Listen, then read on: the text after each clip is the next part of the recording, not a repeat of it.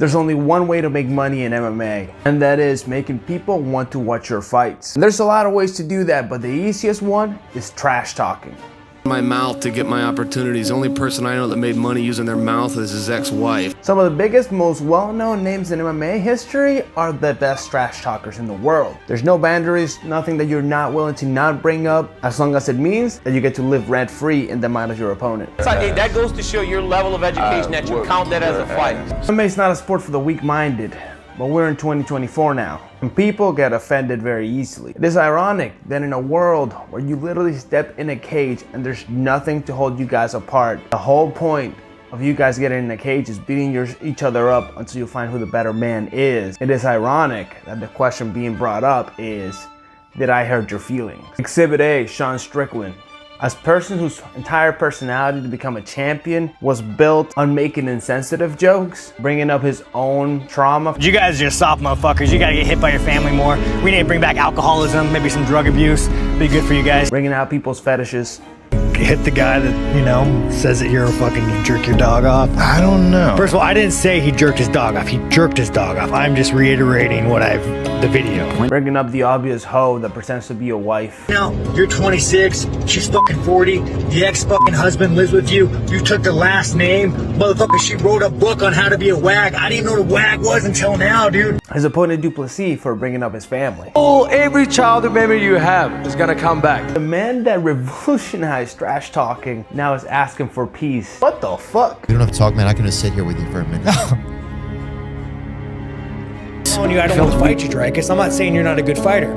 I'm just saying that that's a line that when crossed, it transcends fighting. Can you actually go too far? Nowadays, even the people in the prelims are trying to promote the fight by trash talking to each other. And you get the feeling that they're just doing it to promote the fight because, well, they are. That's how you draw a little bit more money than if you didn't. Negativity sells. The fighters get to be a little extra and the fans get a little extra show. So everybody gets to be happy, and it's the way the business has worked for decades on end.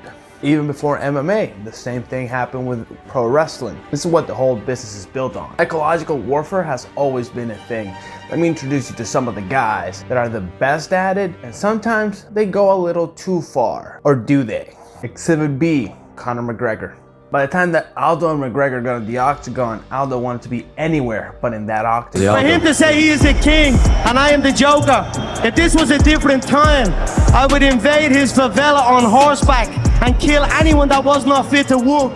But we are in a new time, so I'll whoop his ass in July. But his next fight against Khabib Nurmagomedov, he had enough mental strength to not let any of it get to his head. And McGregor targeted a lot more than just his fighting career. Khabib had more than just a title to defend. His country, his people, his own father. Khabib had so much more behind him. And Conor McGregor, a fight that Khabib had built on his record on his own, but it would have never gotten the attention it should have if Conor McGregor hadn't pushed for the extra buck. Chechen people know that if the tables were turned and there was an opportunity for his father to stab that man in the back, he would do it in a heartbeat to take over.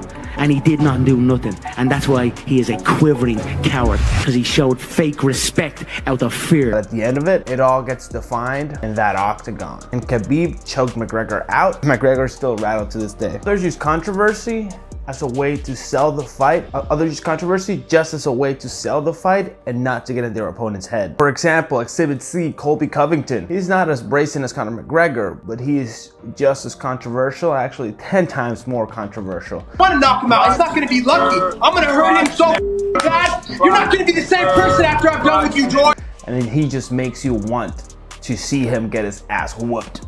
Most of his trash talk just sounds like a Call of Duty lobby at 2 a.m. And somehow, a lot of the times it pisses off people outside of their focus. Example, Leon Edwards. But hey, as most people expected Leon Edwards to fight out of pure anger, the champion just kept it cool and fought straight through it. And just like Conor, his extravagant shit talk hit him in the ass, and he ended up just looking goofy. All right, you got the guy that talks to get the mental edge and the guy that talks to sell the pay-per-view. But let's go back to Exhibit A real quick, Sean Strickland. Sean Strickland doesn't give a fuck about getting on your opponent's head or selling pay-per-views. Strickland just wants to beat you in the octagon, but before the fight, he just says whatever he wants to. Because he has no filter. Oh man, no, if I killed someone in the ring, I'd fucking make me very happy. I think fat shaming is always okay.